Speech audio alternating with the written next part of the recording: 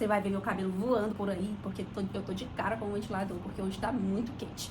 Oi mulher, tudo bem? Seja bem-vinda por aqui. Eu sou a Erika Maiele e eu gostaria de conversar com vocês sobre algo que mudou completamente a minha forma de ver Deus. E graças a Deus eu tive essa reflexão ainda muito nova, quando eu tinha apenas 13 anos de idade.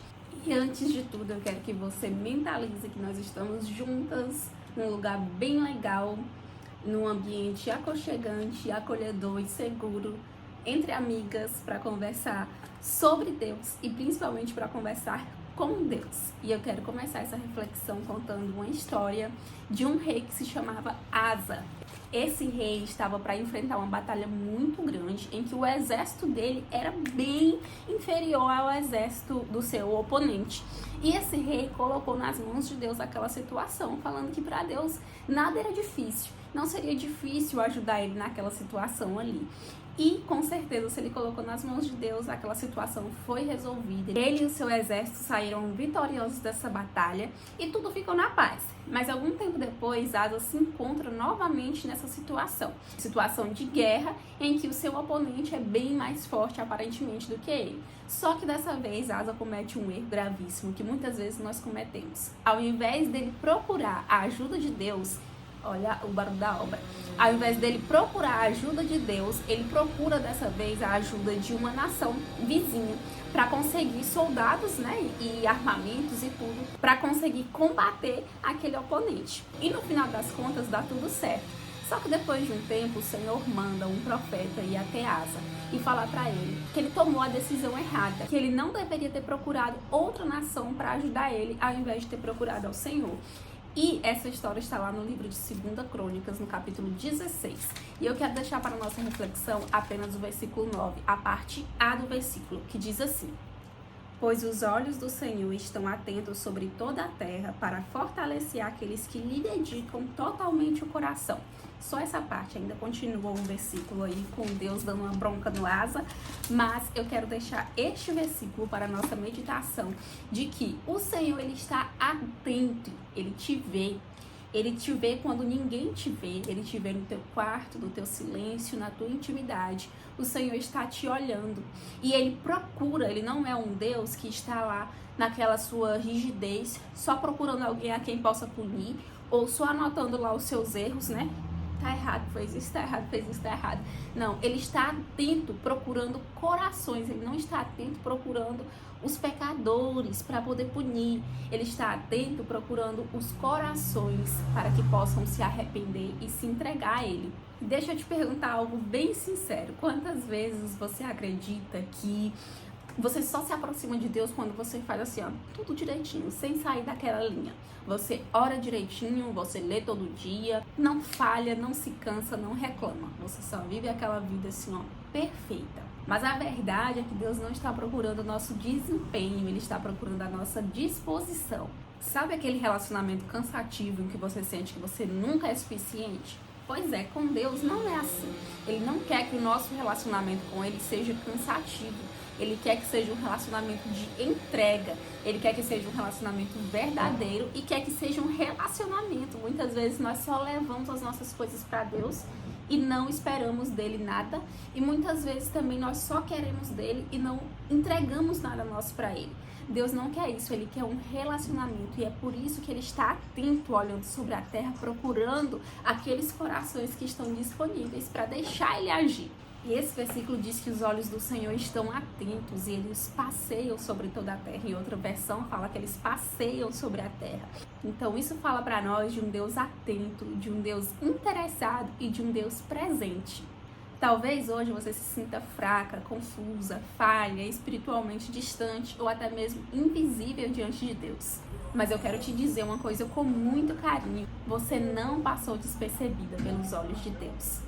E a Bíblia aqui não fala que ele buscou um coração perfeito, que ele olha para a terra e busca corações perfeitos. Ele busca aquelas pessoas que lhe dedicam totalmente o coração, totalmente. Então, que o seu coração esteja totalmente dedicado ao Senhor. Não adianta você ter aquela alta performance espiritual como eu vou na igreja todo culto, A gente tenta não fazer aquilo de errado, não falar mal de alguém, tenta fazer aquelas coisas, mas se o seu coração não estiver totalmente diante do Senhor, de nada vale.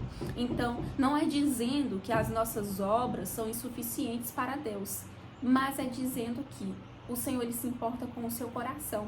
Então, quando você chegar diante de Deus para fazer algo, que o seu coração esteja nisso, que o seu coração esteja sendo totalmente dele. Muitas vezes a gente se pergunta, né, como que Davi, um homem que pecou, que adulterou, que assassinou, pode ter sido um homem segundo o coração de Deus. Mas quando você para ler a palavra de Deus, estudar a palavra de Deus, você fica impactado como que aquele coração daquele homem era sujeito à vontade de Deus, era dedicado a Deus e fazia tudo para alegrar o coração do Senhor e para estar na presença do Senhor. Então não é sobre a sua perfeição, é sobre a sua entrega. Perfeito é somente o Senhor, que ofereceu Jesus como sacrifício pelas nossas vidas, o sacrifício perfeito. Nós vamos ficar aqui tentando fazer a coisa certa aqui, tentando fazer a coisa certa ali, mas principalmente que o nosso coração esteja disponível e entregue na presença do Senhor. Então talvez hoje você não esteja vivendo o que você gostaria, de orar mais, de ir mais na igreja, de ler mais a Bíblia. Você se sente longe, se cobra demais, mas o Senhor nos diz que Ele nos quer do jeito que nós estamos. Ele vai sim mudar, e a mudança de Deus na nossa vida é algo maravilhoso. Mas primeiramente, antes de tudo, nós precisamos ter esse coração dedicado e voltado para o Senhor. E em toda a nossa vida, mesmo depois daquele momento em que a gente acha que a gente já é crente igual eu, né? Acho que eu já sou crente. Mesmo assim, o Senhor quer o meu coração. Ele não quer que eu fique como os fariseus, que cumpriam todos os rituais, mas não tinham seu coração em Deus. Então, para encerrar essa palavra, eu quero que você entenda que não é sobre você fazer mais, é sobre você estar mais na presença de Deus. Eu tô aqui com esse teclado, né, que eu comprei recentemente, porque eu falei com o Senhor: Pai, eu tenho te servido na igreja, eu vou aos cultos, eu sou professora das crianças, sou professora dos adolescentes, mas eu senti no meu coração que o Senhor queria mais de mim com Ele, não do que eu fazia para Ele, mas da minha comunhão com Ele. E eu comprei esse teclado para que eu possa tocar, não sei tocar ainda, tá, gente? Tô aprendendo. Mas para que eu possa tocar para Ele. Meu objetivo não é tocar lá na igreja, não é fazer coisas grandiosas para o mundo.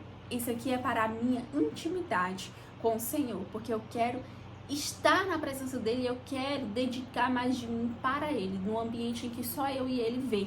E eu quero que você pergunte para você mesma: o meu coração está disponível para Deus?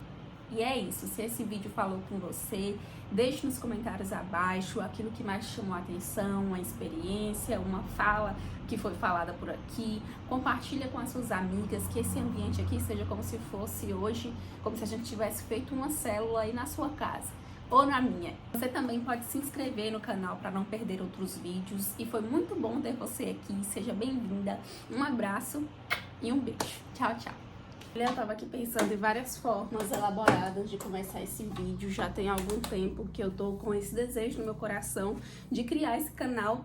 E eu tava há algum tempo matutando qual seria o nicho. E eu decidi que o nicho serei eu, no meu consultório, no meu autocuidado e principalmente em falar de Jesus, que não deve ser uma parte à parte da nossa vida, mas que deve ser a nossa vida.